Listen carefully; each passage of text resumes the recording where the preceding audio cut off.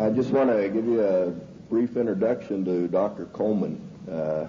I've been studying this for a long time and seeing what's happened to our country, and you know, it's kind of sad in this country that you have to come to a meeting on Saturday morning to get the truth. You can't turn on the television because you sure don't get the truth there. So we sure appreciate everybody coming out. But in order to do that, I ran across Dr. Coleman's work.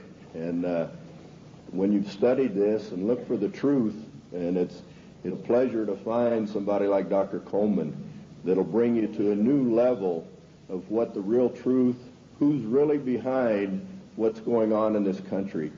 None of this is an accident. This is orchestrated. This has been planned and plotted and is moving right along. And if the people, the only thing that you can do is be informed and learn what's going on, who's really behind it. And nobody does that better than Dr. Coleman. He's an author of 3 books. He has a table back here.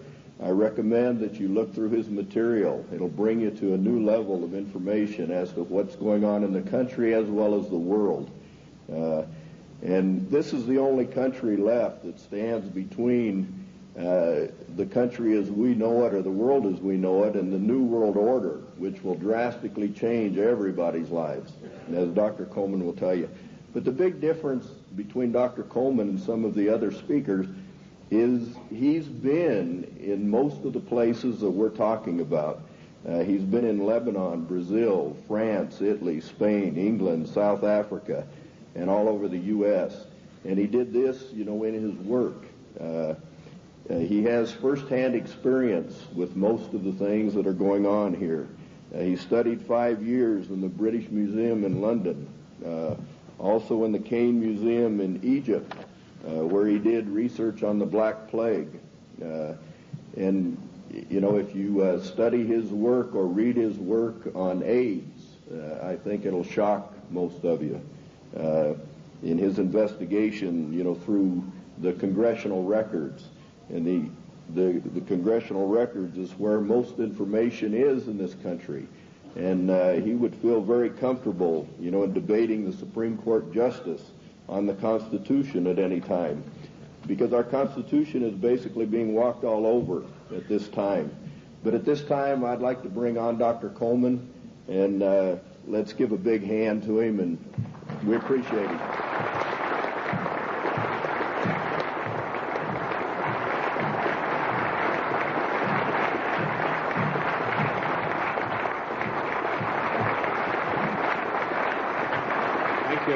Thank you. Ladies and gentlemen, thank you for that great welcome. It's indeed a great pleasure for me to be among you here this morning. Looking at all these big fellows around the place, I feel a little small in stature, but I would remind you what Wellington told the German General Blücher at Waterloo when he rode up to inspect Wellington's troops. He saw the Scotch and the Irish guards on the hillside. He rode through them and he turned to Wellington and said, "They're rather small, aren't they?" And Wellington said, "Yes, but they don't run away."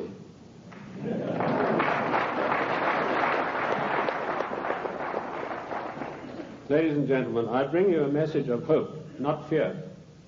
A message that I hope will galvanize us all into much needed action. The problem is quite simple.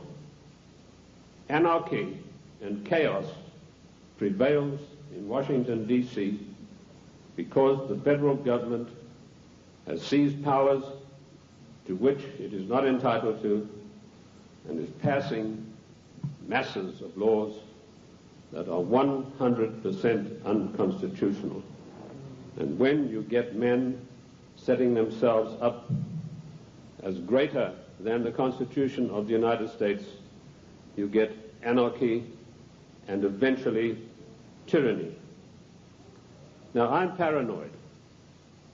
I'm going to admit to you right up front. But let me tell you what the real meaning of the word paranoid is.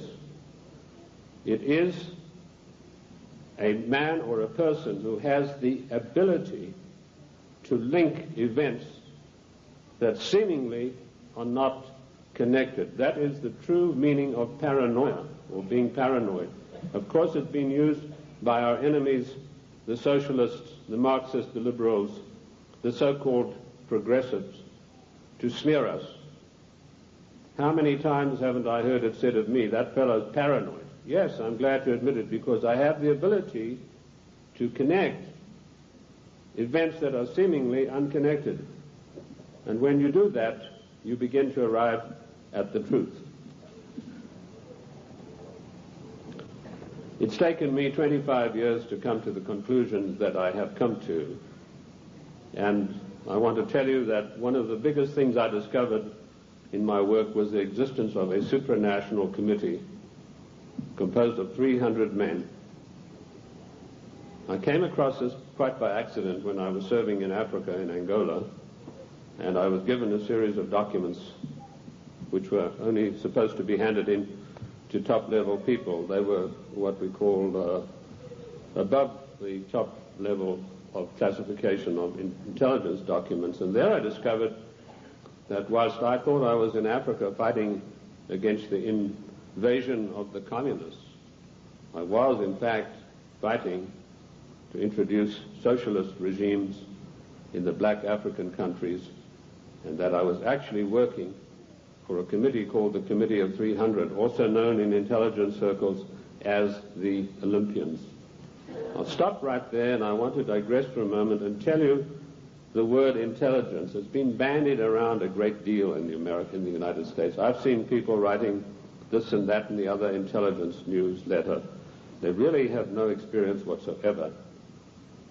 In 1986, I wrote a work called Mind Control, Metaphysics, Extremely Low Frequency Radiation, and Weather Modifications. And in that work, July the 8th, 1986, I said that the top-level intelligence organization in the United States was the National Reconnaissance Office, far bigger than the CIA and any of the other intelligence agencies. And by the way, we have about 10 different ones in the United States.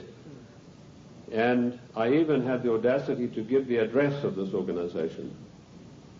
3 weeks ago, Mr. Sam Donaldson, the gentleman who wears that beautiful toupee so effectively, he came on with a program in prime time, and he said, this is one of the biggest scoops that ABC has ever had. And he told about the National Reconnaissance Organization. The exact same thing that I published 8 years earlier. I tell you this to set the stage so that you'll understand I do have some experience and that I know that of which I speak. You know, the American people are somewhat like the Irish. I'm sure you've heard the story of the Irishman who got shipwrecked, and after many days he was washed up on an island, and as he staggered along the beach, some people came out of the trees waving spears, and he said to them, is there a government here? And they said, yes. He said, well, then I'm against it. Liberty is based on individual freedom. We are individual people. We are not the mass, so disdainfully referred to by Karl Marx and the socialist writers. We objected to a tax of a penny a pound on tea when King George of the Venetian Party of the North, now that's probably the first time you've heard that expression. It took me 5 years of digging in the British Museum in London, which I consider to be the finest repository of knowledge in the world, to come up with that name. That was what the party of King George was called, and we'll come to the reason for that. But our colonists said, we're not going to pay this penny a pound on tea. Today, we are being driven on our knees by a tyrannical government which is imposing all sorts of taxes upon us, and worse than that, trammeling on and tramping on the Constitution of the United States of America, which is the second greatest document in the world next to the Bible. And if we could rebel against the mighty powers of King George III, the most potent force in the world at that time.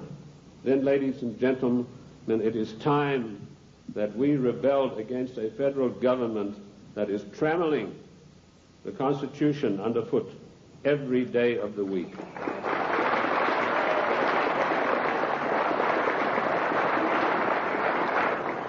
King George III of the Venetian Party of the North did more than that. He sent Adam Smith, a servant of the British East India Company, to formulate a policy which he called free trade.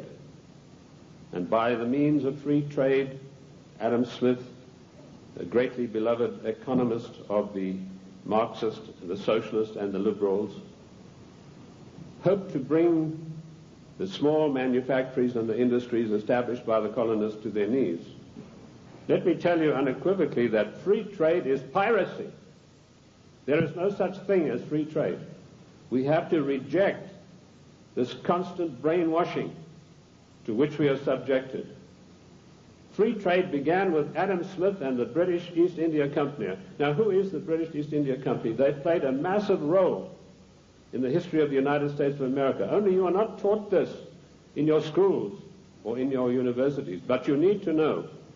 In my book, The Committee of 300, which took 20 years of research, and incidentally, I was only a little bit behind with Karl Marx. He spent 30 years in the British Museum in London, where he got most of his things from. I point out that the British East India Company was the most powerful trading company in the world. They made their massive monies out of the dope trade. They first grew prime poppies in Kew Gardens in Kensington, London, got the best producing opium poppies. They then shipped them to Benares in India, where they began a massive plantation of poppies, opium-producing poppies. They then used their famous tea clippers to transport the poppies in the form of raw opium to China. And by their military force, they imposed an opium policy on China that turned the Chinese nation into a nation of addicts. And they enforced this policy, which was known to the royal family and Lord Gladstone, the Prime Minister, and every one of the lords and ladies in England. And they made a massive, huge fortune. In researching these documents in India House in London, I came across some of the manifests of the old tea clippers and the numbers of kegs of opium they carried and the values. And I totaled up these things, and I found to my astonishment that if we took 1970 as an optimum year for profits in General Motors and Ford, in 1 year, the opium trade with China was 3 times the profits of the combined profits of Ford and General Motors in 1970. And this was shared by 300 people. That was the committee that ran the British East India Company. They all had equal voting rights. They could not outvote each other, and of course they were sworn to secrecy. The descendants of the British East India Company today run the United States. And I will hope to prove my thesis as we go along. They also interfered in the development of the United States on every occasion. They armed the Indians, they armed the people against the settlers who were pushing west. They ran the Hudson's Bay Company. They also ran so-called mission stations in China and got these missionaries who were really not missionaries at all to push opium on the Chinese. And I remember a conversation with the late Gamal Abdel Nasser of Egypt, Prime Minister of Egypt, President of Egypt, and Mohammed Aikel, one of the top journalists, with Chow En-lai. And Chow En-lai told him, he said, you know, the Americans and the British made China a nation of opium addicts, and now with the Vietnam War, it's our turn. We are going to make the Americans a nation of opium addicts. So you can see the influence, the evil, baleful influence of the British East India Company upon the great nation of the United States of America. They were the ones who financed the war. They put up the money for the British troops to buy the Hessian mercenaries and to fight the colonists. Those brave 3%, let me remind you that only 3% of the people took arms and stood up against the mighty army of King George III. We are 3% here this morning, but that's enough for us to withstand the mighty force of the federal government of the United States of America.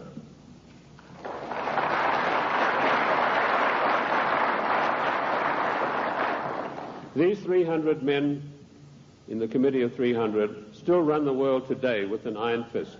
Their wealth is untold, cannot be measured. I know I looked at some of the records that I could find in Italy, in Rome. I've done most of my work on location, and this has always been invaluable to me. And I came across the families in Italy who were called the fondi, meaning the people who had all the money. They were all members of the Committee of 300, the Lucatis, the Recanatis, the Volpi du Miseratis. These people are so wealthy that they would make David Rockefeller look like a piker. That is how rich they are. And this is the committee that runs the world. Now, in my book, The Committee of 300, I name every one of them. This is not a book that talks about they. It gives you specifics. And I must say I do the same thing in my new book, Socialism, The Road to Slavery, which was 10 years in researching. On July the 4th, 1789, George Washington told the Congress, it is necessary for us to impose tariffs to protect the manufactories of our colonies. That was the first trade barrier. Now, let us dispose for once and for all with the words that have been implanted on our minds, like isolationist, and you are for restricted trade, and you are against global trade. The United States of America did not grow great on global trade. The United States of America grew great on the hard labor of the people who lived in those days and the wise protection barriers put up by President George Washington, because immediately after the war they tried, the British, to try to down the United States through so-called free trade, which is nothing but piracy. Free trade, ladies and gentlemen, is a one-way street which allows other countries to dump their products on our markets to the detriment of our own people. That's what free trade is. It's strictly a one-way street. The trade barriers were increased by Lincoln, Garfield, and McKinley, and all three presidents paid with their lives for that policy. Disraeli was particularly incensed with Lincoln. Disraeli was the British Prime Minister at the time, and he ordered British MI6 to assassinate Lincoln, which is what they did, the same way as British MI6 publicly executed President John F. Kennedy at a later time. Our founding fathers and our presidents saw the value of trade barriers. They realized that we, if we wanted to progress, were not to be the dumping ground of the world. And I'm going to leave that subject for now and return to it later. The format that I want to use this morning is the type of questions that are most often asked of me. I've spoken to hundreds of thousands of people across the United States and worldwide, and I've been on many, many radio shows, and these type of questions, we note them, and this is what comes up most of all. Who and what is the Committee of 300? Well, I've dealt with that. I've told you this is a supranational body that knows no boundaries, respects the laws of no countries. The first time that they were publicly announced was by a German socialist by the name of Walter Rathenau. Now, I'll give you some background of Walter Rathenau. He was the financial advisor to the Kaiser of Germany, and he was also the financial advisor to the Rothschilds, the French family Rothschild. So he must have known what he's talking about. He made an astonishing statement in 1934. He said, there is a committee of 300 men that rule the world. They are known only to each other, and nothing happens without their consent. When former head of state Mikhail Gorbachev visited the United States a few years ago, flanked by George Bush and Quayle, he opened his Gorbachev Foundation in the United States. And he let slip, he said, this is being done with approval of the Committee of 300. CNN cameras were on him. They immediately switched. Now, I wrote to CNN and I said, could I have a transcript of this program, which they said was available. I never got a reply. I followed it up with letter after letter, but nothing ever came of it. The point I'm trying to make, ladies and gentlemen, is that the federal government, the secret upper-level parallel government that runs the United States, does not want you to know that you have an upper-level parallel government that calls the shots, that dictates what is going to happen to your life and mine. So that's how I found out about the Committee of 300. The next question is, what are their goals? Their goals are a one-world government, latterly called the New World Order. The one-world government began with King George III. At the time that the colonists were brave enough to take him on, King George was already busy formulating a one-world government, and he had lined up at least 50 countries that were willing to come into this future world dictatorship with him. The goals then, very simply stated, are to make the world over into a one-world, new world order dictatorship controlled utterly and completely by this Committee of 300. How can they possibly carry out their goals? That's the next question that I'm often asked. They do it by dint and by virtue of their fantastic wealth and the fact that they control thousands of the top banking institutions, the political organizations, insurance companies. In fact, one of the giant insurance companies, a man called me and said, do you mean to tell me that they are controlling the Metropolitan of New York? I said, the Metropolitan of New York is peanuts. He said, how can you say that? That's a giant American company. I said, well, compared with the sicurezza, the Generali di Venezia, it's peanuts. That's the biggest insurance company in the world. They control in that organization everything that happens in the world in the insurance field comes out of Venice. That's why Venice is so important, because in Venice we have the black nobility. Now that has nothing to do with the color of the skin of the people, and I'm going to come back to them as we go along. So the goals are a one-world dictatorship of the most brutal kind, and how they carry it out is they have these interface banks, insurance companies, mining conglomerates, every conceivable control in politics, including the Democrat Party of the United States, which is, of course, since 1980 behind closed doors at a secret caucus in Washington, D.C. The Democrat hierarchy took on the goals of the old Socialist Party USA, i.e., based upon the Communist Manifesto of 1848. If you have a copy of my book, and I'm not pushing it, but in my book, The Committee of 300, I list every one of their huge, gigantic corporations, how they interface. And this, ladies and gentlemen, is an eye-opener, because it gets right down to the nitty-gritty of your everyday life in the cities and towns across the United States. So they carry out their goals through existing organizations. And also, of course, they have built up some special organizations of their own. When I first started writing in America, when I came here in 1969, I revealed the existence of an organization called the Royal Institute for International Affairs, which is located at Chatham House in 10 St. James Square in London. I also revealed the existence of the Club of Rome, the Cini Foundation, the Mont Pelerin Society, the Order of St. John, which was known but not known. And I listed all of these secret societies that run the world as executive arms of the Committee of 300. So it controls the world through all of these.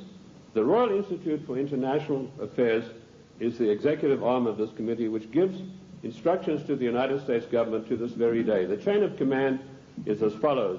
Every Secretary of State that has been appointed since 1919 is appointed by the Royal Institute for International Affairs. That may come as a shock for you. You think you vote and you put a conservative in the White House, and then he appoints supposedly or allegedly conservative people to carry out the policies that you wanted him to implement. Surprise, surprise. I ask you to find me a conservative Secretary of State since 1919. And if you search diligently and apply the correct rules, you will come out blank. Every one of the Secretaries of State was chosen in London by the Secretary of State, as was Wilson, the President Wilson, as was Roosevelt, as was James Earl Carter. He was specially chosen because he'd had 3 mental breakdowns, and they felt he would be a good guy to manipulate. Oh, I'm talking facts. I'll tell you the story of that. In my World in Review news magazine, I wrote that James, I'm digressing a bit here, but it's necessary to do that now and then. It's not a sign of a bad speaker, although I don't put any laurels around my own neck. But James Earl Carter was not a known entity in the American scene. I first heard of him through my intelligence contacts, particularly my French sources, who were one of the best in the world after MI6, and he told me, your next president is going to be a peanut farmer from Georgia. And I said, how come? He said, right now they're meeting at the Dorchester Hotel in London. And if you get your fanny over there, he said, you'll find that there's a lot of goings-on you might like to look at. And lo and behold, that's what was happening. The Royal Institute for International Affairs had ordered David Rockefeller to find a candidate who was totally weak, preferably a little mentally weak. And they put one of the greatest brainwashing specialists in the world, trained by the Tavistock Institute for Human Relations, Dr. Peter Bourne, on the job. And he said, it's funny you should say that. One of my patients is a guy from Georgia, James Earl Carter, and this guy can't take rejection, and he's been to me 3 times for a nervous breakdown. So they hiked Carter over to London and feted him at the Dorchester Hotel, which is a very ritzy place. And they feted him and wined and dined him, and the next thing we saw, Time, Newsweek, every newspaper in the country, James Earl Carter. Now we, in our little magazine, World in Review, we told those of our subscribers, this man is your next president. We also did exactly the same thing with William Jefferson Clinton, because we had the story of the Club of Rome. We knew who Agnelli was. We knew that Agnelli had had a huge love affair with Mrs. Pamela Harriman, and that Mrs. Pamela Harriman was the doyen of the Democrat Party, and Mrs. Harriman had been given the task of finding the next president of the United States, a socialist. And she picked up Clinton and said, you're our boy. But there's one snag. Clinton went up there brushing his forelock back, said, well, you know, there's one problem. My wife's left me. So Mrs. Harriman was dumbfounded. She said, well, you better give it back in a hurry. And he said, no, she doesn't want to come back to me because of my tryst with other women. That's how he put it. My philanderings would have been a better word, but he said tryst with other women. So Mrs. Harriman sent for Mrs. Clinton, and she duly came to New York, and she sat her down and said, look, if you want to be the first lady of America with all the attendant prestige and power, you better forget about your husband's philanderings and get right back to him. And that is precisely what happened. And when I heard that had happened, I knew this guy was the next president. And we wrote that in our news magazine. And sure enough, a year later, here came marching into the scene William Jefferson Clinton. So the RIA, the Royal Institute for International Affairs, does control everything that happens in the United States. They give their orders to the Morgan Guarantee and Trust Bank on Wall Street. And the chief executive officer of that organization is Dennis Weatherstone. And he duly relays the orders over to the Secretary of State, whoever that happens to be. And he then relays the orders to the President. There was one exception to this, and that was during the illegal, 100% unconstitutional Gulf War. Now, I'm going to use a word, and I apologize to the ladies for this, but I need to tell you this graphically to illustrate the power that the Royal Institute for International Affairs exercises over the affairs of the United States of America. when George Bush was hesitating and didn't know whether he should get into the Gulf or not,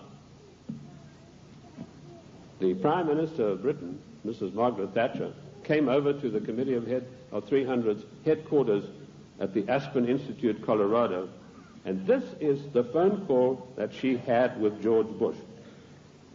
She said, "George, this is Margaret. Apologies to you, ladies president. Get your ass up here. I've got some orders for you about the Gulf War." And Bush went scurrying up there like a little messenger boy, and the next thing we know, there was this massive outpouring of propaganda to start a war against the nation of Iran, a nation that had never done this country one iota of harm. I use those illustrations in order to give you the extent of the control that is exercised by this Committee of 300. There are many other societies that are operating for the RIIA. The Illuminati, which has been around for many, many years. I've written a work called The Illuminati in America, 1784 to 1994. A lot of people think this is an ancient secret society that's gone away. They think that Adam Weishaupt had a quarrel with the Catholic Church and that's it. Don't you believe it? 13 of the top families in the United States are in the Illuminati today, and they have a big say on everything that happens politically in this country. Then we have the Society of Cincinnati, which I don't think many of you will have heard about. That is an ultra secret society to which every president of the United States is forced to belong, including our so-called conservative presidents. And I point this out to you to show you that it doesn't matter who is in the White House.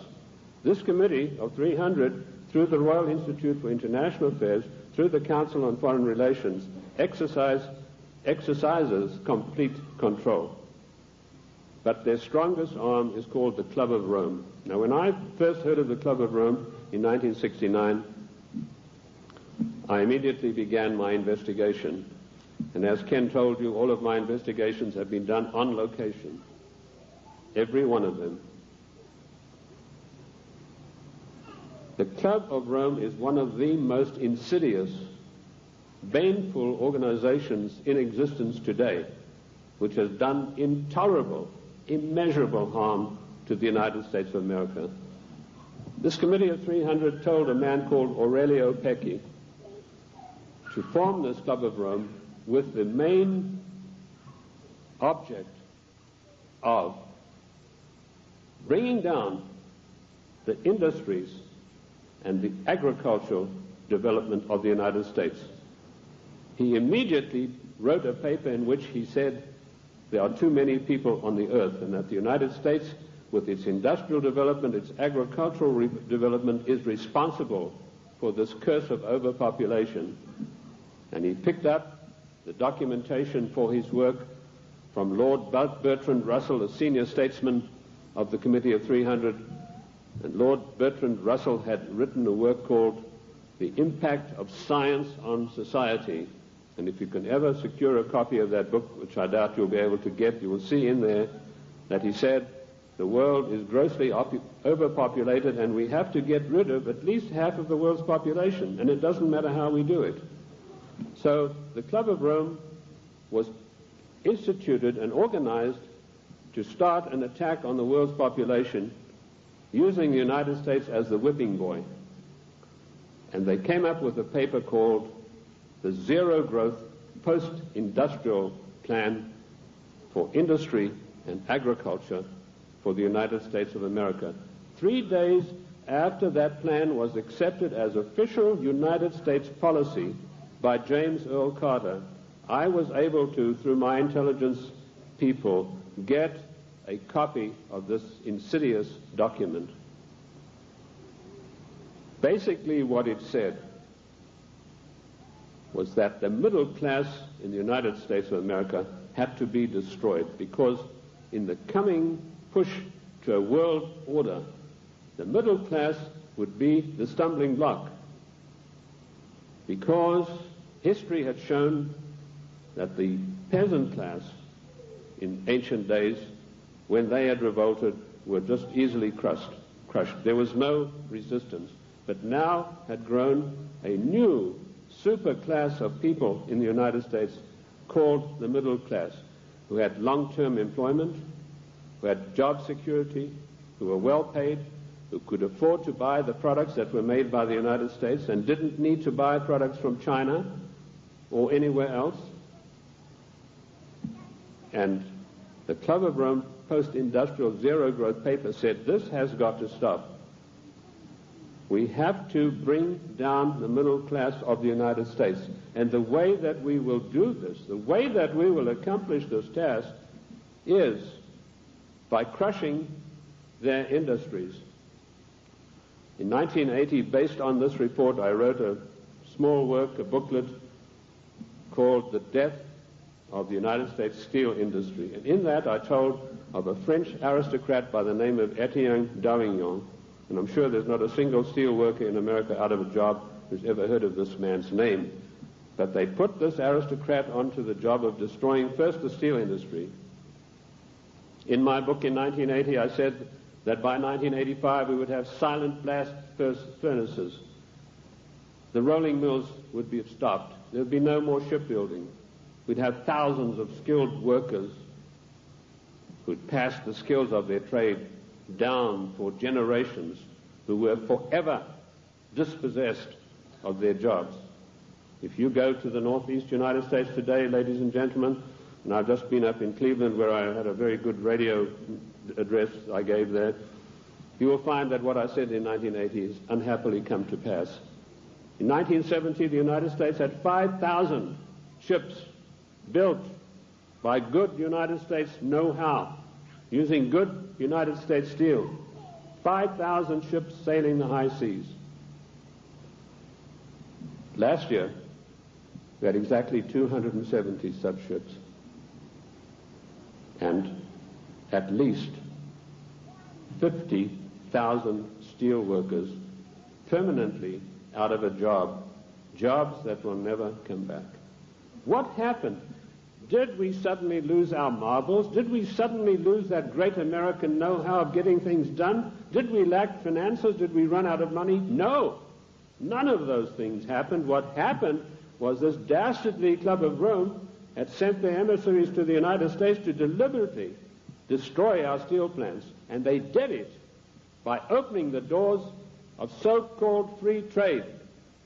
And everybody who signed the NAFTA treaty and everybody who signs the GATT treaty when it passes is a traitor and a seditionist.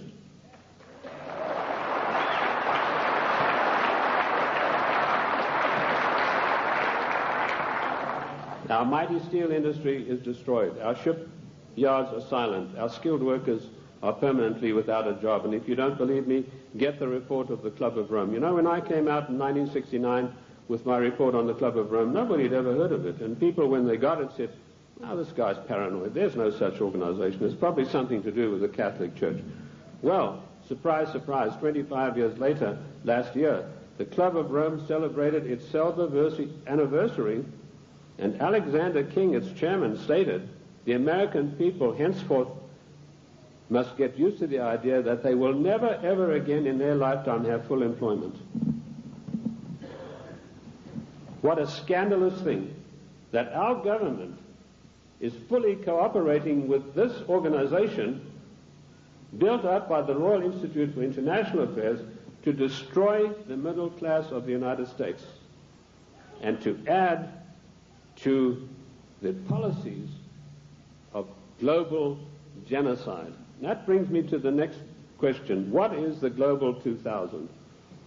Once again, when I heard about this policy, it was 3 days after it had been accepted by the United States government as its official policy. And the Global 2000 was a blueprint for mass genocide produced by the Club of Rome. Basically, what the Global 2000 calls for is the destruction of half of the world's population by the year 2050. Hence the title 2000. They built a case based on Bertrand Russell and H.G. Wells' findings that the world was going to be overpopulated, would be a terrible place to live in. That was picked up by a fellow called Robert Strange McNamara, and a stranger individual you're not likely to meet in this world. And this Miller had a conference of all the leading bankers about 12 years ago, and he said the biggest menace facing the world today is the American middle class and overpopulation. He linked the two together. And he said, by the year 2050, this is the state of the world. All of these unfed, unwashed people, no jobs. He said, do we want to live in a world like that? So the Global 2000 was a genocidal plan to take care of the people of the United States who don't have any jobs and who, like Alexander King said, are never going to get their jobs back, and the masses of people in other nations. That is why we had the sudden appearance of AIDS. When I was in the service, I was told there's a CAB experiment, that's chemical and bacteriological warfare experiment, going on in Sierra Leone, in Africa. That's a remote corner of Africa, West Africa, just above Liberia. If you look at your map, your atlas, and you'll see where it's located. Why Liberia? Extremely hard country to get to. You have to fly from London. That's the only way you can get there. You land on an island, and then you've got to take a ferry across to the mainland. And of course, all people taking the ferry are heavily scrutinized. And I managed to work my way. I was told the Americans were doing the CAB experiment. I managed to work my way to within striking distance of a small mission station. And what I discovered was that these blacks were coming in from the bush to this mission station with broken arms or an ulcer on the leg or something like that. And they were ostensibly being treated there, but they were dead by the evening. What was actually going on was that a laboratory had been set up using Lassa fever virus. Now, at that time, Lassa fever was one of 4 viruses that could jump the human-animal barrier. And it was a deadly virus. They were trying to create a virus that could be mass-produced and it could be sent out through the World Health Organization to get rid of millions of people in the world. But the Lassa fever virus proved uncontrollable. It killed 3 scientists who were working there. So the orders came from Washington, burn the place to the ground, and that's exactly what they did within a radius of 100 miles. They bottled up some of these viruses they'd been experimenting with and took them back to the Centers for Disease Control in Atlanta. There they began again, but again they escaped and killed 3 more scientists. So they incinerated the whole laboratory, sealed it off and incinerated. The same experiments are now going on in Harvard University right now. But they're not using the Lassa fever virus. That has proved to be too tough for them to handle. Instead, the United States government gave millions of dollars to the United States military chemical and bacteriological warfare establishment at Fort Detrick, and they began experimenting with the AIDS virus. I knew about the AIDS 3 years before the word ever came out in the world, in the United States particularly, because of my field work in Sierra Leone. The British government used their Porton-Down CAB facility. It's easier to get into the Bank of England vaults than to get into Porton-Down. All the deadliest viruses in the world are being crafted there, in pursuance of the goal, the Global 2000, to decimate the world. Shortly after this experiment had finished at Fort Detrick, the World Health Organization started a massive vaccination campaign. They said, for once and for all, we're going to wipe out the scourge of smallpox. They chose Africa and Brazil, launched a massive vaccination campaign. Immediately, AIDS began to appear. Thousands and thousands of people began dying of the strange new virus, which the World Health Organization then said had come from the bite of a green monkey. They forgot to tell you the green monkey's been there for centuries, and he'd been biting people, if he ever did, for centuries, but no disease of that nature had ever occurred. The World Health Organization deliberately took this virus, which was crafted from a series of animal viruses, including Mediavirus sheep, which destroys the brain, which is why you find AIDS patients get dementia probably first before any of the other AIDS-related complex diseases appear. And they began vaccinating innocent people on a massive scale, and they began dying like flies. Why Africa and why Brazil? Because those 2 countries had the biggest black population in the world. And I want to tell the black people of the United States of America, do not trust the Democrat Party. Do not trust government. Do not believe that government is your friend. To you, to them you are dispensable, the same way as we are. Millions of people died. I went through Uganda on an inspection tour, and I saw whole areas decimated where previously there had been small towns and villages. There was not a living soul in sight. And that is going on today. The AIDS epidemic is completely out of hand. It swept the world. It's been swept under the carpet in the United States of America. We were told that this is a disease which is passed by homosexuals. True enough, but that's not the primary cause of it. This is a crafted virus that was spread throughout the world to decimate the population. Coming behind them, and we reported this about 2 years ago in our World in Review news magazine, is the Vibro 19 cholera virus, a deadly killer. You get this cholera in the morning. If it's not immediately treated with massive doses of expensive antibiotics, you'll be dead in a day and a half. This epidemic swept India, carrying away millions of people. I don't know if you've heard of it in the press. I doubt it. Behind that is a deadly strain of malaria, and some of our forces in Somalia contracted this disease. A strain of malaria which acts almost like the HIV virus. It attacks the human immune system. And behind that, the Black Plague. Now, you've had some experience with Black Plague recently. Experiments were conducted in this area and in California with the Black Plague, distributing them, these plague viruses, to definitive areas by means of enfolded scalar waves using extremely low-frequency radiation, which was a warfare technique developed in 1934 by the great Soviet virologist V.A. Gertchev. This is not Buck Rogers stuff, ladies and gentlemen. This is today's deadly truth. So some of the Indian reservations were targeted, and all of a sudden they began dying of Black Plague. And then we were told, well, the harvest mouse droppings are responsible. Well, the harvest mouse has been doing his droppings for centuries, but none of them got the Black Plague before that. But what happened immediately following the so-called population control meeting in Cairo? There was a sudden and violent outbreak of Black Plague in India, and it is still going on, and it is not under control. This is all part of the Global 2000 mass genocide plan. I know something about the Black Plague because in my research in the British Museum I discovered that the black Venetian nobility had none of their families or members had ever got the Black Plague. Yet the Black Plague, as you know, swept through Europe and killed half of the population of Europe. But none of their families ever got it. So I began seeking for the answers, and I found them in the Cairo Museum.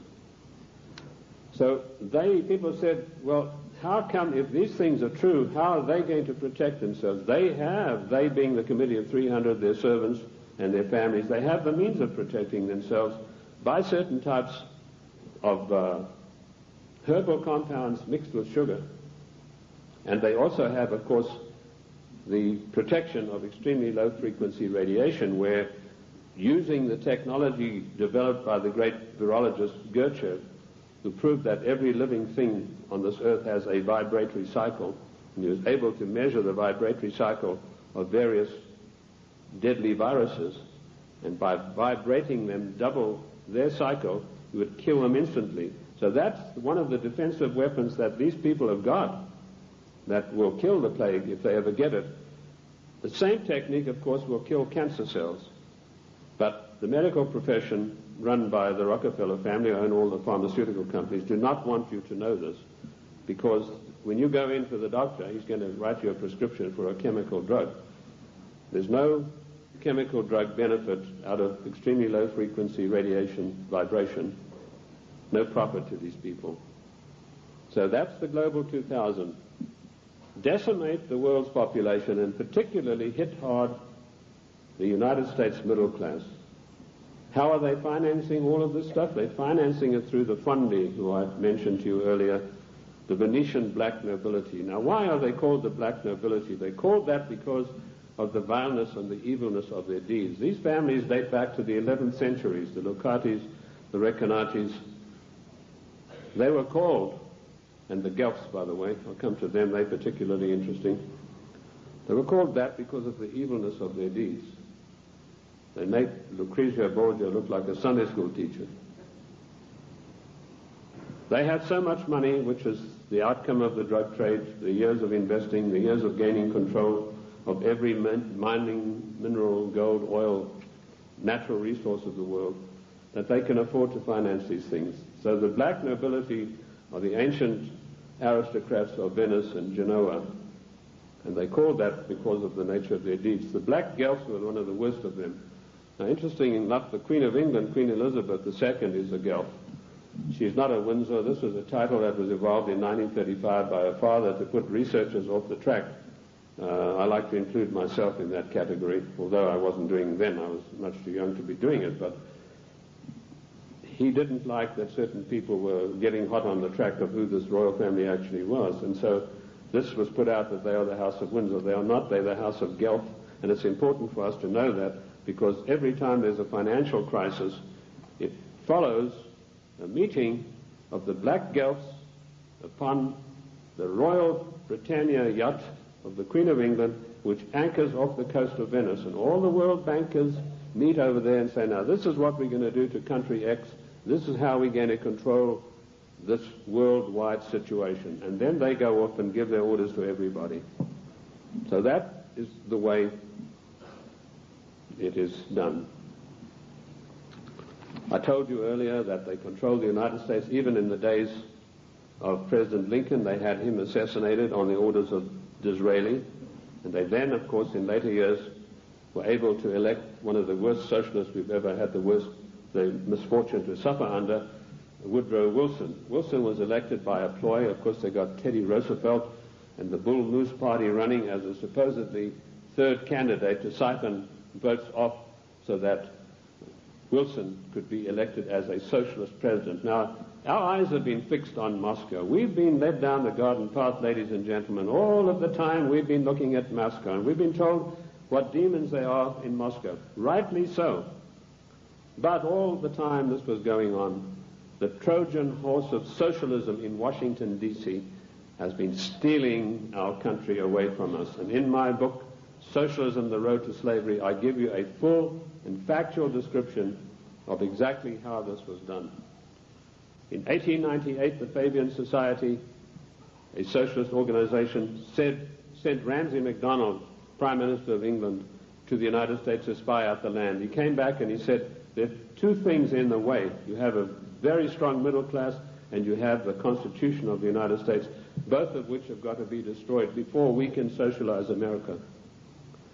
The first step they took was getting a socialist president in office in the form of Woodrow Wilson.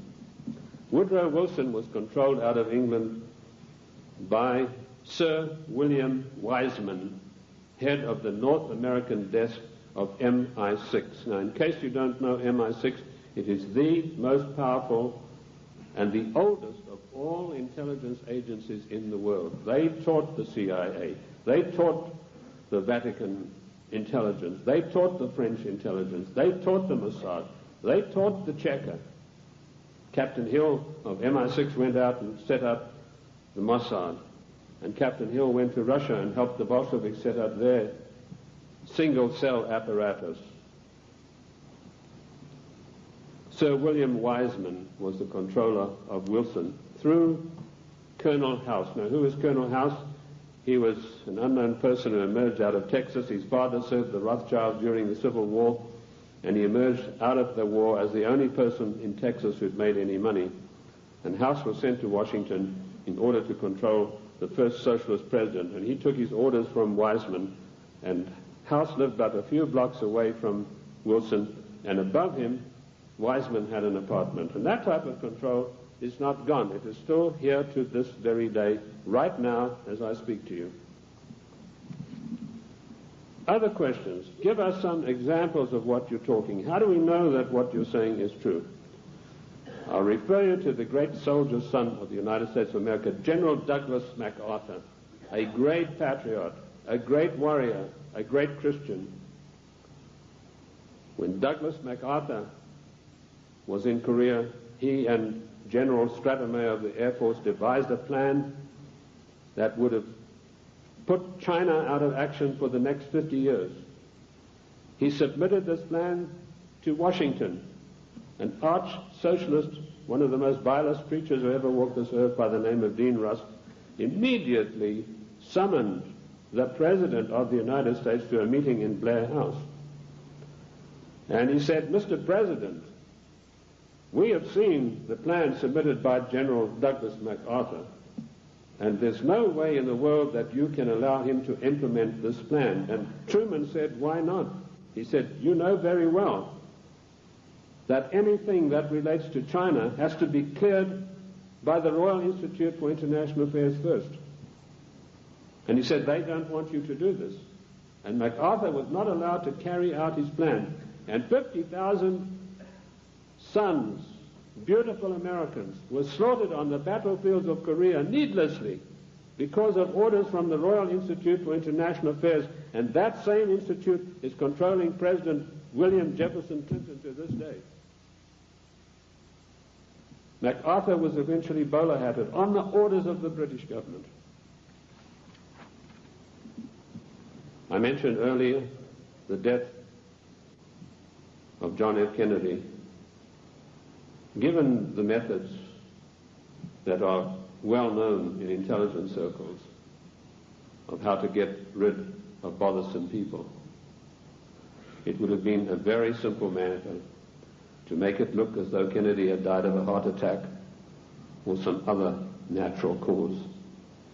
Instead of that, in order to warn every president that would follow in his wake, every powerful person in this country in the know, you do not kick over the traces. You obey us, or you will see what will happen to you.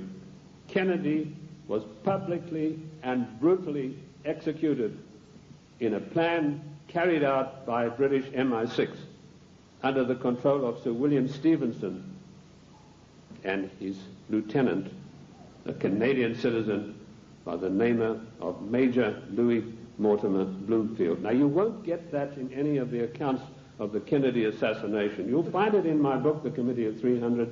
You'll also find it in my monographs about the Kennedy assassination. Who are these people? Sir William Stevenson ran American intelligence throughout the Second World War out of the RCA building in New York.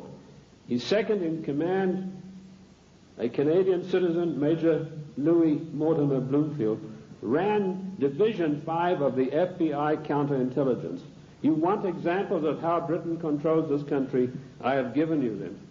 I've also told you that every Secretary of State since 1919 is selected by the Royal Institute for International Affairs on the orders of the Committee of 300. Why is this? We go to these conventions and there's all the hoopla in the world. The balloons are flying, the straw boaters are in the air. Bush has been elected conservative president. Reagan has been elected. What happens in reality? The Secretary of State, who's charged with carrying out the policies, subverts each and every one of them.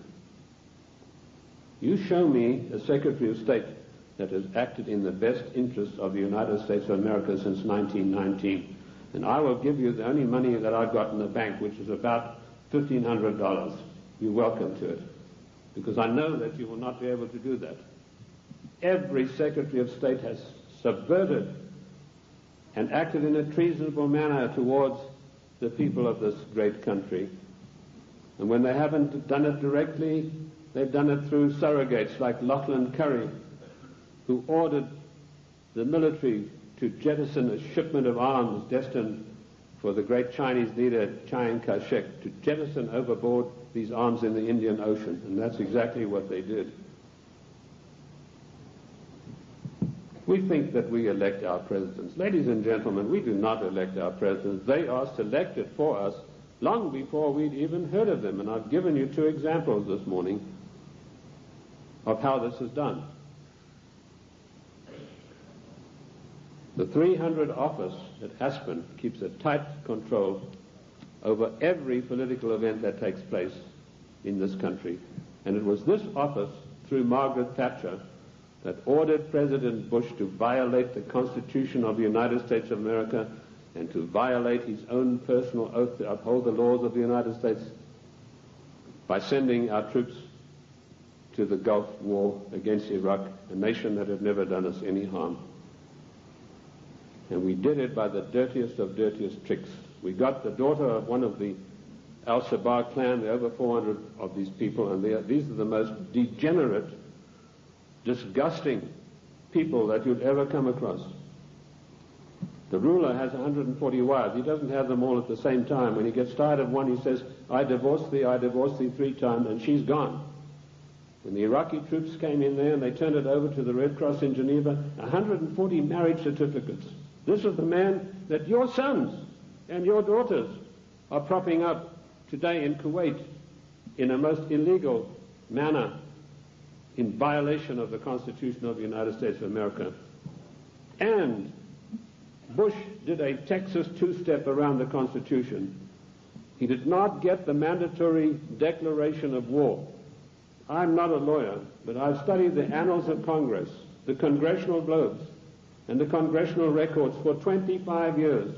And in those pages will be found more wisdom, more in-depth information about the Constitution than you'll ever get from any law school. Anyway, most of the law schools have professors far to the left of Marx, and they don't know anything much about the Constitution. I talked to a few people, one lawyer in Congress, I said, what do you know about the Constitution? Well, I got 1 semester of law when I was at law school, and in that was something about the Constitution. Our Constitution is not even taught in the United States school system. Isn't that an utter shame and a resounding disgrace? Bush said the troops...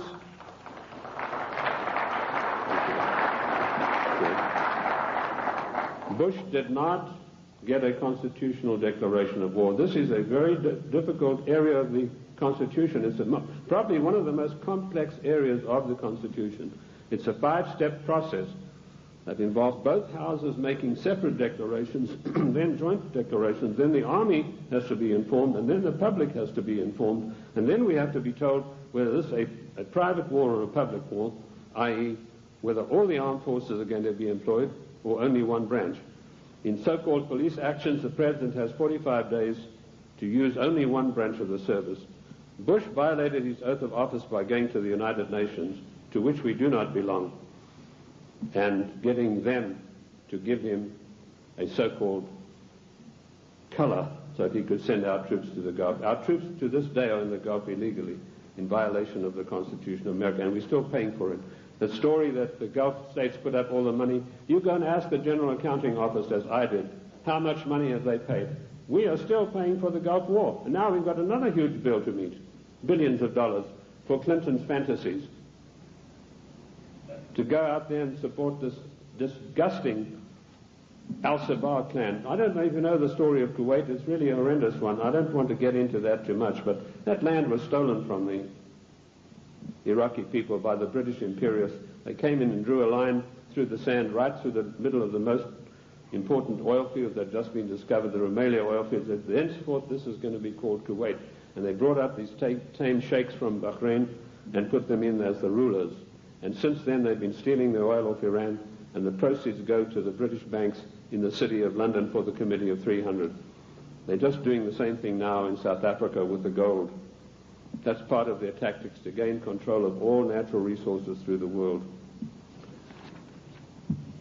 I also touched briefly on Giovanni Agnelli and Mrs. Clinton and how she had left her husband, and Pamela Harriman. Pamela Harriman, for her duties in getting Clinton elected, was given a plum job as ambassador for the United States to France. And this is what happens to the traitors. Patriots are punished and traitors are rewarded. Dennis DeConcini, who voted for the giveaway of our property in Panama and who voted for the crime bill and every other obscenity that is passed by the federal government in violation of the Constitution. He's now going to get a plum ambassadorship when he retires, on top of his huge pension of something like $200,000 a year. I've been asked whether Clinton will stay the full term. Yes, he will. Clinton will stay the full term because he's been given a job to do, and that is to pass certain far-reaching socialist measures. And he's been very successful in doing that with the help of so-called Republicans. I personally am not in favor of political parties. I'm like George Washington. He said, political parties are baneful, and in the long run they are harmful. What happened in NAFTA?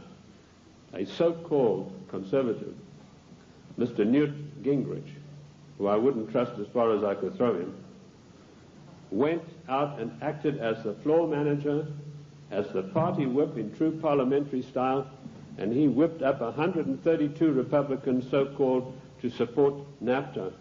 And no doubt he will do the same thing with this dreadful GATT treaty, which is coming up in a vote in the lame duck session. So he's going to run, and I'll let you into some information which I just got a few days ago from French intelligence. Clinton would not be able to run on his record or anything that he's done or anything meritorious. So what he's done, he sent emissaries, and this is the first time you're going to hear this. You might hear it in 1996, but this is the first time you're going to hear this now.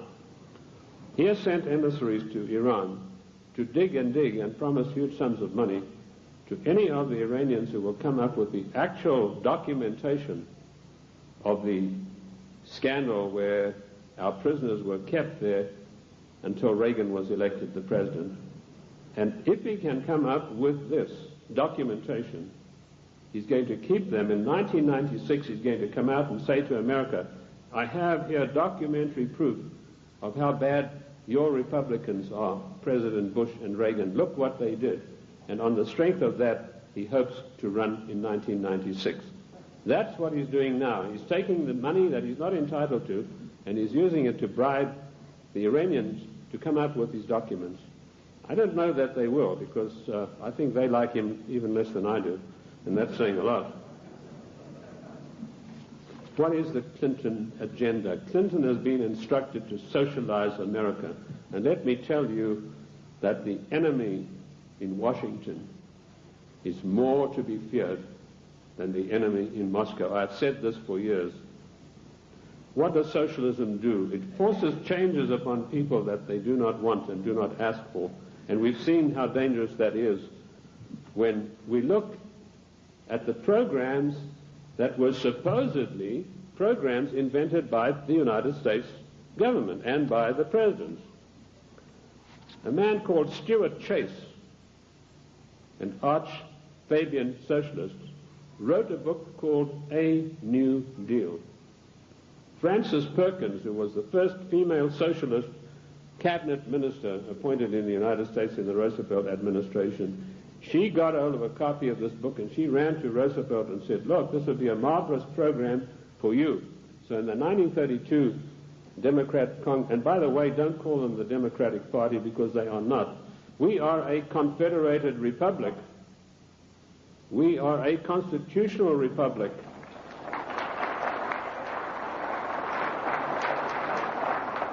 In a confederated constitutional republic, you cannot have a Democratic Party. You can have a Democrat Party, and that's what we should start calling them. But she ran up, and Roosevelt was so enamored with this deal that in 1932 they hastily changed their platform, and he came out and announced his New Deal, which is a verbatim, word-for-word program taken from Stuart Chase's book, Socialism, A New Deal. Then when Kennedy came along, he adopted as a wonderful new program called The New Frontier. That just happened to be a book written by Henry Wallace, another Fabian socialist writer. Word for word, The New Frontier was co-opted as Kennedy's program. Then when Johnson came along, he came out and started talking about the Great Society. Now, what was the Great Society program? It was another Fabian socialist book written by another fellow called Graham Wallace, no relation to the first Wallace, name spelled differently. So here we have three presidents of the United States following an outright course of socializing the United States of America. And of course, every president, including Reagan and Bush, has continued along those lines. And what do we have? Our Social Security. That was called the Beveridge Plan. In 1942, when Britain had its back to the wall, was losing hands down to the German armies in France, they needed something to buck up the population. So Sir William Beveridge came along with this plan. He said, we're going to abolish poverty in Great Britain. and they've started this beverage plan, which is the basis of our socialist social security plan. Note, I said socialist social security plan. That's how we got it. It was co-opted directly from the beverage plan, very eagerly embraced by Roosevelt. Socialism is a failure. Lenin was once asked, what is socialism? And he said, socialism, he said, no, he was, sorry, I got the story wrong. He was asked, what is communism? And he said, communism is socialism in a hurry. And we have creeping socialism in this country today, which has nowhere to go but to communism. In the New World Order, one world government. That is the direction that William Jefferson Clinton is pushing this country as hard as he can go. And GATT is an integral part of that. The socialist policies of England failed miserably. They got the great Professor Harold Lasky of the London School of Economics. I once was asked to give a talk there, and it was me against 600 hostile left-wing students. And I had a pretty torrid time of it to start with, but in the end I did get a very good hearing from them. But that same Professor Lasky was sent to the United States to see how the Constitution could be got around. And he said, there's one good way we have to do it. We have to break down this provision that says there's no transfer of powers between the three branches. And we have that happening every day. We have Clinton calling himself the Commander-in-Chief, which he's not. I sent a fax to Colonel Oliver North the other day, in which I explained in detail what the Constitution has to say about the Commander-in-Chief. I hope he was able to use it. He said that Clinton is not the Commander-in-Chief, but he was saying it for the wrong reasons, for personal reasons. The Constitution is perfectly clear on this. It says that the President shall not be the Commander-in-Chief until such times as called into actual service by the Congress. And in my studies I came across this proviso that could only happen after a careful 5-step declaration of war mandated by the Constitution. And that is the sum and substance of the President's war-making powers. Unfortunately for us, during the time of the Civil War, Lincoln got the Congress to give him the power of habeas corpus, which is a privilege, by the way, not a right. And he was able to do things that were monstrous, which would never have been done. Why Clinton is telling everybody he's the Commander-in-Chief, it's not out of ignorance, as I pointed out to Colonel North in my facts. It's a deliberate, carefully crafted plan to get the people of the United States used to the idea that he is actually the Commander-in-Chief. And I tell you, he is not. The Constitution says he is not, and I can give you chapter and verse. Because should there a time come when he wants to take some drastic kind of action, he can then get Congress controlled by the Democrats, even a lame duck Congress, to give him the power of suspension of habeas corpus, and can say, as Commander-in-Chief of the United States Armed Forces, I hereby order XYZ to happen. It is a deadly danger, and we are fast asleep. I tried to alert Colonel North to exactly what's going on about the so-called Commander-in-Chief, and I only hope that he will put it to good use, because I do not have the same forum that he does. Anyway, socialism is a total failure. When it began to sink in England, they sent John Maynard Keynes, or Keynes. He said Keynes was a better word because it rhymed with brains, and this is the man who did in the economy of every Western country. And he came to the United States, and by his charm and good looks, he was a tall, well-spoken English gentleman, immaculately suited, connoisseur of wines and cheeses. And it was said of him that there was not a single lady who could resist his amorous advances. He was able to charm Roosevelt into giving the British government $3 billion to prop up their socialist programs. That wasn't enough. They then sent Harold Lasky and John Maynard Keynes for a second handout. This time they got $7 billion. And when Roosevelt was asked about this, he said, let's forget all of those silly little dollar signs. And the same thing is happening today in the field of foreign endeavor. We find a president giving away billions of dollars in foreign aid, which he is not entitled to do. I have searched the congressional records, the congressional globes, the annals of Congress, to find out if there is an empowerment for the federal government, our Congress, to dish out billions of dollars every year like a Santa Claus to foreign nations. And I could not find it anywhere. And where the Constitution is silent on a provision, it means it is a prohibition of that provision. What I did find was that when President Monroe was trying to get us involved in Latin America, he tried to get some money sent down there. And the Congress stood on its hind legs and said, this is a matter that's out of your purview. This is a matter for the Congress, and we deny you foreign aid because it's not constitutional. And that is what set Monroe at variance with the Congress. If you know his history, he spent his entire life fighting the Congress over that issue.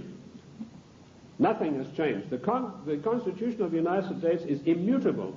I violently disagree with Justice Ginsburg, who says the Constitution is flexible. The Constitution is not flexible. Our founding fathers meant it to be an immutable document that would stand the test of the ages of time and foil people like William Jefferson Clinton and Roosevelt and every other dictator that is going to follow, unless we stand up and take back our states' rights.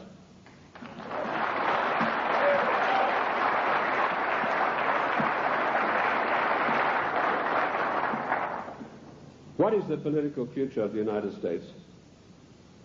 I told you that we are being forced into a one-world government, new world order, by the use of the word democracy and by the use of the word global trade and free trade. There is no such thing as free trade. The United States made itself great by its own manufacturing abilities. We had our people fully employed.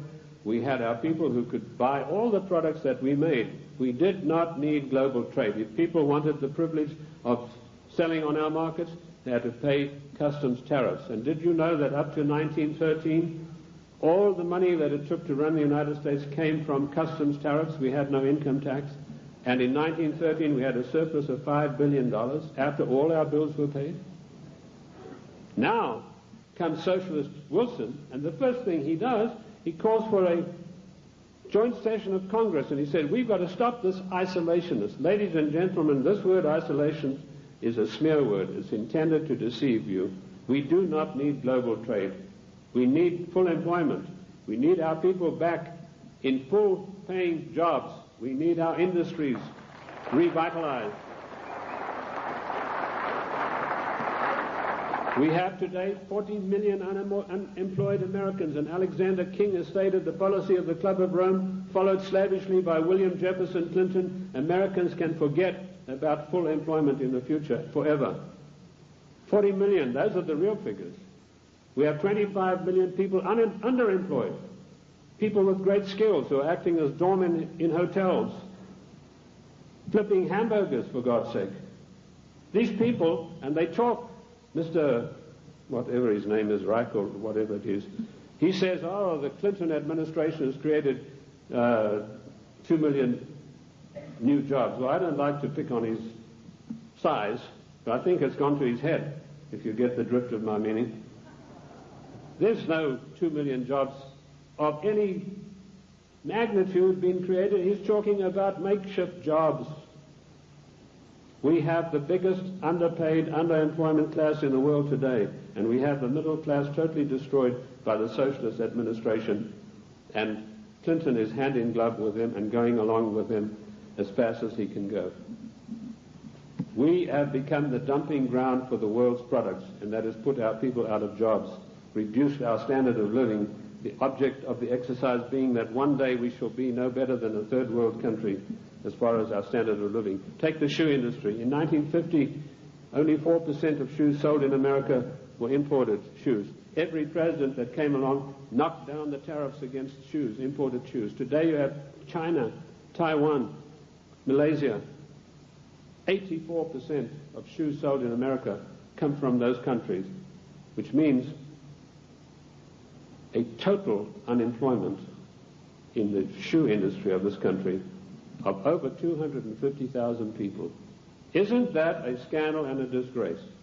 That we open our doors and allow these people who we subsidize with foreign aid to come back and dump their products and put our people out of work.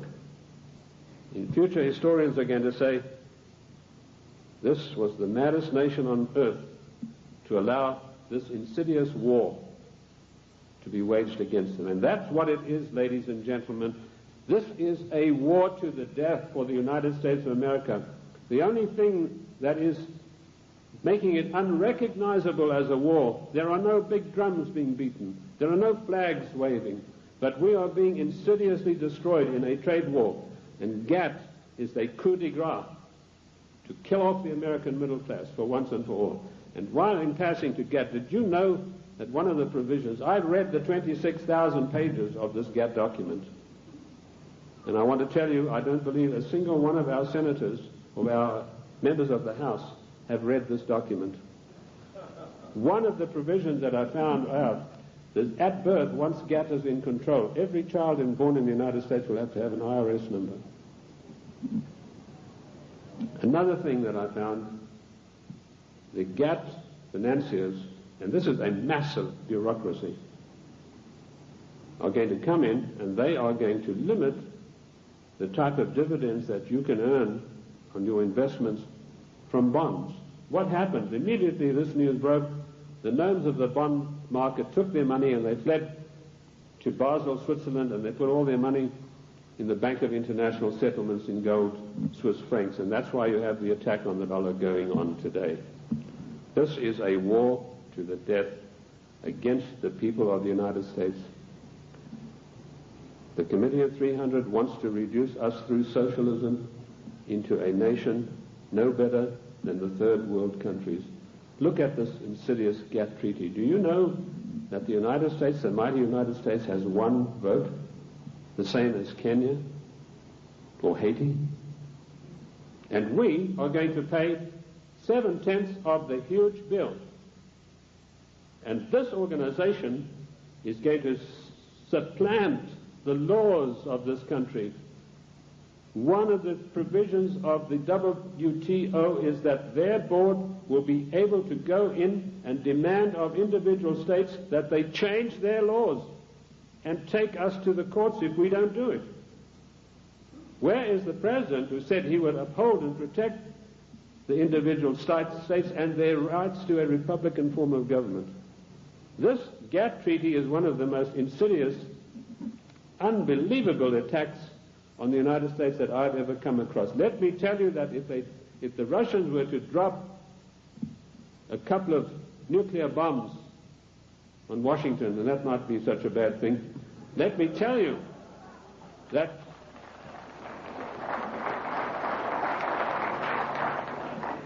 they could never hope to do the damage that GATT is going to do. Ladies and gentlemen, you have to marshal every one of your resources. This GATT treaty has got to be fully debated. Once before, twice before, we were forced by the one world government, new world order into far-reaching situations that affected the national life and the character of our people without a national debate. The first one was the so-called United Nations question mark treaty.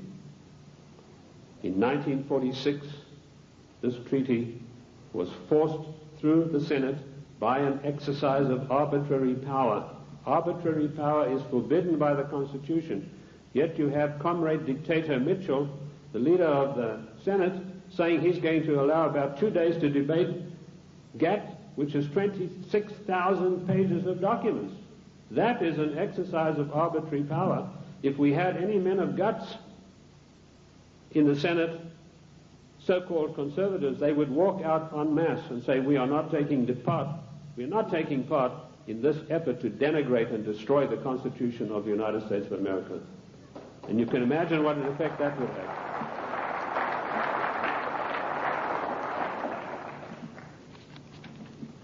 GATT will be allowed to be debated for 2 days, 26,000 pages, and some of the most insidious things that you've ever seen are in this document, and they all, every one of them, say GATT shall override all the laws of the United States. The President and our senators and our House members are supposed to uphold the law of the United States. If they sign GATT, they're guilty of sedition and treason. Period. That's it.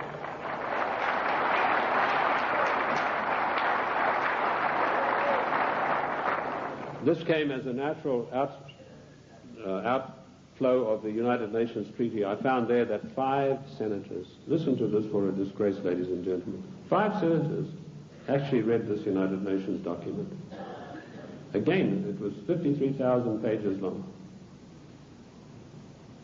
5 senators, and they had 3 days to read this document, and it was then rammed down the people of the United States. I want to tell you that we do not belong to the United Nations. One of the greatest constitutional scholars it was ever my great pleasure to speak with was the late Senator Sam Ervin, who told me there's no way under the noonday sun that we could ever have joined in the United Nations. We did not join the United Nations, and we do not belong to it now.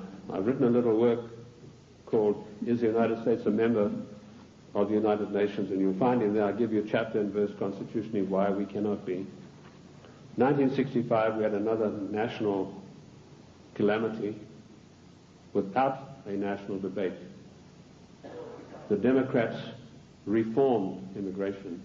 Now notice, every time some far-reaching thing happens, then the socialists come along with the reform. It's to reform health, which, by the way, Lenin said a national health plan is the arch of socialism. So now you know where Clinton got his national health program from. He took it straight out of the Communist Manifesto of 1848. They were not satisfied with immigration as it was. The bulk of the people came from those who were related to the Jeffersons, the George Washingtons, the Davy Crockett's. They were not satisfied with that. Without a national debate, without asking the people of this country by your leave, the Democrats in 1965 forced through an Immigration Reform Act that totally changed the face of the United States and will totally change us. And one of the architects of that was the same Dean Rusk, the swine who stopped MacArthur from bombing the Chinese back to the Stone Age, and, of course, Nicholas Katzenbach. I wanted to give you some statistics. Now, people have accused me, they said, you are a racist. First of all, the word racist is a very modern smear word. If you look in the dictionaries in 1919 onwards, it did not exist. What they really mean to say is you are a racialist, i.e. a person who's proud of your race.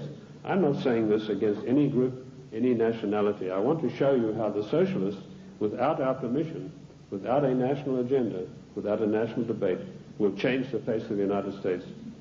In 1984, the people from traditional immigration stock made up 74% of the total population. By the year 2080, less than 100 years from now, we will make up 39.5% of the population. And it goes on. The Hispanics were 9.4 in 1980, they'll be 15.4. The Asians, 2.4, will be 13.3 of the population. In other words, the traditional Americans of the Davy Crockett, George Washington, the people Monroe said would make a real contribution to America, will be in the distinct minority. And this is thanks to the Democrat Party, who in 1965, without by or leave of the people, changed the rules. And now they've got us blindsided by concentrating on illegal immigration. Illegal immigration is nothing. That's a small problem. The legal immigration that was authorized in 1965 without your permission, that's where the big problem lies.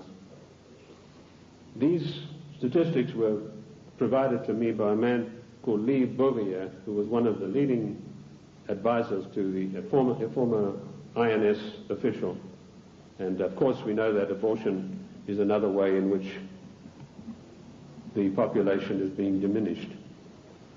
I have challenged judges all across the country to show me in the United States Constitution, where is their provision for abortion? And I've yet to see. Oh, they say in the Fourth Amendment. Don't you believe it? The Fourth Amendment has nothing to do, it doesn't mention the word abortion. And where a word is not mentioned in the Constitution, it is a prohibition of that word. There's no such thing as free choice. This is a communist doctrine brought to this country by a woman called Madame Calonte. Madame Calonte you've probably never heard of, but she is the inventor, the author and the finisher of NOW and NARL and abortion. It's all in my book, Socialism, The Road to Slavery. Where do we stand now? I told you that we're in danger because the separation of powers mandated by the Constitution are being broken up every day. You now have the idiocy of Clinton having line item veto. That means if he doesn't like something, he can go and veto just that line that he doesn't like. That is breaking down the separation of powers forbidden by the Constitution. Also meddling in trade. The President has no right to be meddling in any treaty whatsoever. That is strictly for the House according to the Constitution of the United States. And I dealt with the Commander-in-Chief situation already. We need to understand the seriousness of the Commander-in-Chief. Lincoln said that if we allow this title, he said, we are then putting presidents where kings stood. And he said one of the most hated powers of kings was their ability to make war at any whim that came to their mind. And if we do not stop this Commander-in-Chief nonsense with Clinton, that's where we're going to find ourselves. We are already there with Haiti, and we are already there with our troops being sent to Kuwait. I want to tell you that the cost of the Middle East peace so far, to you, the American taxpayers, is $38 billion, and the clock is still running. Jordan was given $4 billion to sign this treaty. The other nations have been guaranteed credits and all sorts of things that will bring up the total to $38 billion for this so-called peace accord in the Middle East to come about. Of course, it's doomed to failure, but that doesn't matter. In the meantime, it makes the President of the United States look good. We need to understand something. I told you today there's anarchy and chaos in Washington. That is because the United States government is a government of strictly limited empowerment. It cannot just willy-nilly go making bills. For a measure to be introduced into the House, it has to be in consonance with or in pursuance of something already in the Constitution. If it is not, it is unconstitutional. And I've looked at 3,000 bills passed in recent years, and every one of them are unconstitutional because they were new things that some lighter-than-air incendiary fairy-head liberal said, well, I'm going to introduce this into the Congress. I'm going to have this law passed, like Dinah Swinstein's 19 assault rifles banned. There's nothing in the Constitution that would allow her to do that. Specifically, the 10th Amendment is very, very precise, and I can quote you 54 instances where this is mentioned in the Annals of Congress, the Congressional Records and Globes. The 10th Amendment is a restriction on the federal government.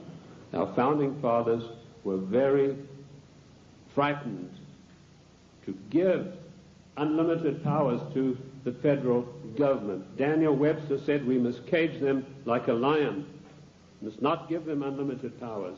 It is a government of limited powers, but particularly the 18 amendments. And just to make sure that the federal government would understand this, in the 18th Amendment, there's a little title that's very important. It says they can only do things that are necessary and proper. And I want to ask you, is rushing our troops off to Kuwait to protect the income of the decadent Al-Sabah family, whose money goes to the Royal Institute of International Affairs banks in London, is that necessary and proper for the United States to be doing? We don't get any benefit out of that. No. The 18th Amendment, necessary and proper. The 10th Amendment, the police powers of health, education, and police protection are entirely reserved for the states. And I can quote you 48 court cases from the Annals of Congress, from the statements made by the Founding Fathers.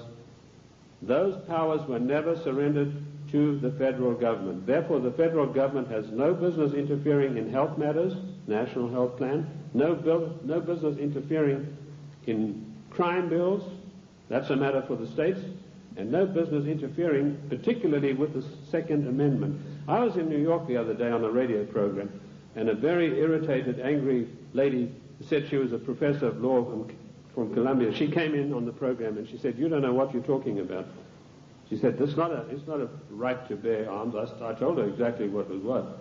And she said, well, if that's true, then voting is a right. I said, no, voting has never been a right.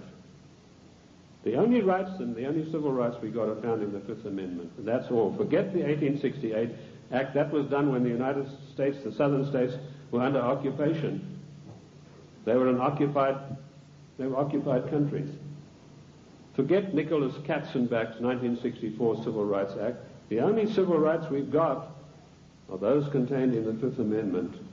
And health, education, and police powers belong to the states.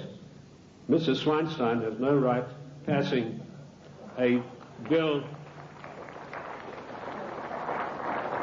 classifying 19 types of assault weapons. What is an assault weapon anyway? Any gun is an assault weapon. That's what you use guns for. You use it to shoot people or animals or protect yourself. Any gun is an assault weapon. A knife is an assault weapon. You know, now they have this poor, almost idiot Brady running around the country. They're using him shamefully to push for gun control. This man doesn't know whether he's Arthur or Martha at the moment. This is not an issue of gun control. This is an assault on the Constitution of the United States of America in total. You cannot take one part of the Constitution and attack it and exclude the others. And this is what it is. It is an attack upon the Constitution of the United States of America. We need to understand about GATT. I'd like to go back to that a little bit. Michael Carpenter, the Attorney General of Maine, and 46 other Attorney Generals of the states wrote a letter to Clinton last July, and they asked him, please, Mr. President, let us have a national conference of all Attorneys General of the states on this matter. Clinton refused to answer him. Instead, he got his Hollywood lawyer pal, Mickey Cantor, whose only expertise in the world is running around with a Hollywood crowd. He's a Hollywood lawyer. And suddenly, Clinton puts him in charge of trade. Trade wars, GATT, is piracy. It will destroy the livelihood of the people of this nation. What is the situation facing us right now? There's an attack on the dollar. The gnomes of the bond market are fleeing. I've written a work called The Economic Implosion, Year of Crisis, 1995, in which I predict the collapse of our economic system as we know it today, in pursuance of the GATT Treaty. One of the things I know for a fact that this will be an implosion, i.e. our system will collapse on the ground of which it now stands. It's not going to be an explosion that will scatter everything. And we know that GATT will come in and say how much you can get for your interest. They will also put the International Monetary Fund in charge of our finances, and banking in this country will be in the control of 5 major banks. That will help to control the situation and further destabilize the country. That is the aim and object of all of this.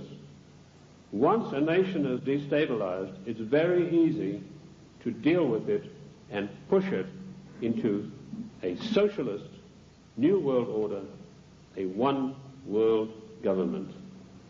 Ladies and gentlemen, I want to say to you today, the time has come for us to recognize that we are 50 individual nations. We have all the rights of an individual nation. We gave only limited empowerments to the federal government. They have grossly, flagrantly violated the concord that we have with them. Therefore, we, the masters, have the right to go to Washington and tell them, the servants, henceforth, this concordat is severed, unless we understand from today all of these unconstitutional measures will be rolled back and a new system will come into being. The Federal Reserve Bank, that private enterprise bank, will be put out of business.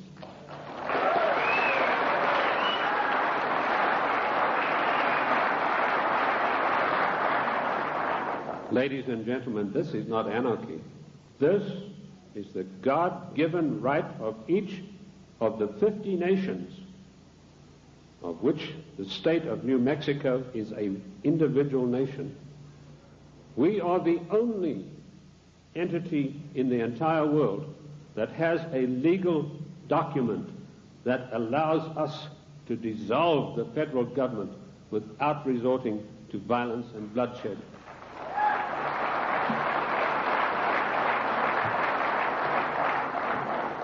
Ladies and gentlemen, I can tell you from my own experience that I have seen a rising tide in this country in the last 5 years. And I say to you today, in my closing remarks, let us catch the wave. My own plan is to form an organization, a foundation, if I can get people with money to back me, where I will teach what I've learned from the Constitution, what I've gleaned from the annals of Congress, the Congressional Globes, and the Congressional, to maybe 100 educators, lawyers, if you will, other people who are interested. Teach them what I know, which is enough for them to confound the Chief Justice of the Supreme Court of the United States, not to mention those fairyheads we have in the House and Senate. They, in turn, will spread across the land, teaching others, and they, in turn, will teach others until we have a grassroots movement that is spread across this nation of people who really know, not just to recite the Constitution, but know all of the provisions, the ins and outs, the nuts and bolts, who, when somebody like Mitchell says, we're going to give 2 days for this gap treaty to be debated, 1 million people will demand and tell him that you, sir, are exercising arbitrary power and you shall not be allowed to do this, and quote the Constitution. We could do that with every one of these unconstitutional measures. It is the federal government that is creating anarchy, not we, the people. Thank you, ladies and gentlemen. Thank you. Thank you. Thank you. Thank you. Thank you. Thank you.